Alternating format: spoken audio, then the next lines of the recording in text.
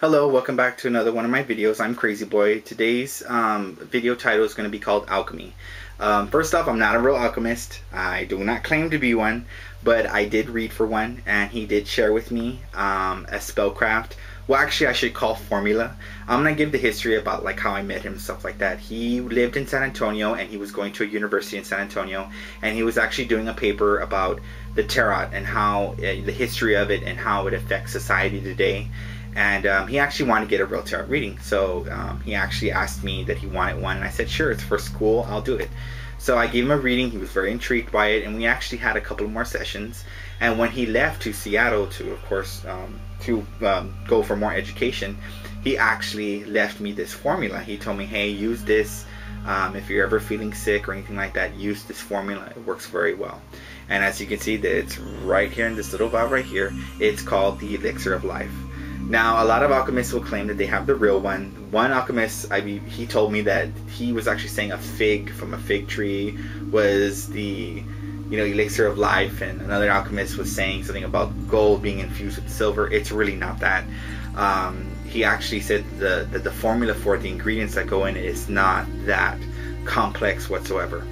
So I'm going to talk about the ingredients and what goes in them and why these ingredients are so significant. The first ingredient is sea salt. Sea salt, alchemists believe, has the energies of the sun. So the reason why they say this is because the sun is always touching the ocean 24/7. Wherever the earth is tilted to, or whatever, wherever it is, the sun is always touching the ocean. The ocean is always connected. So the sea salt actually has all the energies of the sun inside it since the beginning of time, you could say. So that's the first ingredient. The second ingredient is morning dew. Morning dew has all the energies of the night. It has the moon, the stars, the night, the smells, the sounds, everything of the night in the morning dew. And when you think about it, morning dew is a concentrated like water of the night. It's purely concentrated. It forms over the night span itself, so morning dew is very concentrated. Morning dew also, it's something that nature makes, it's something that science makes, so that also is very powerful as well. It's something that nature is making for you. So that's also another keynote on why they use morning dew. If you have a problem collecting morning dew like I do, because I'm in Texas and we're in a dry spell, what you should do is you should just get a very big bowl and get a Ziploc bag, put a whole bunch of ice in it, and close up the Ziploc bag and leave it out in the dead of night. Then of course you have to wake up early in the morning and collect all the morning dew. You'll see all the condensation on the bag, and a little bit has collected in the bowl, and that's all you really need. I like to add more morning dew and a little bit of the natural sea salt, that you can get a hold of. Those are the ingredients that you combine together, and therefore you have your elixir of life. Very easy, very simple. Two energies, night and the sun together. That's what you live in. You live in day and night, so therefore that is the elixir of life. As you can see right here, this is my little bottle right here of my elixir of life right here.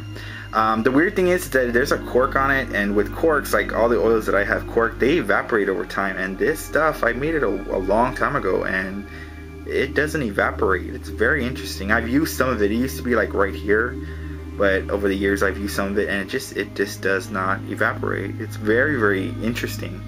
You can put this in your healing salves, your tinctures, like your tinctures that that help you get better, your green teas. You can even just put it in plain old water to drink it like that.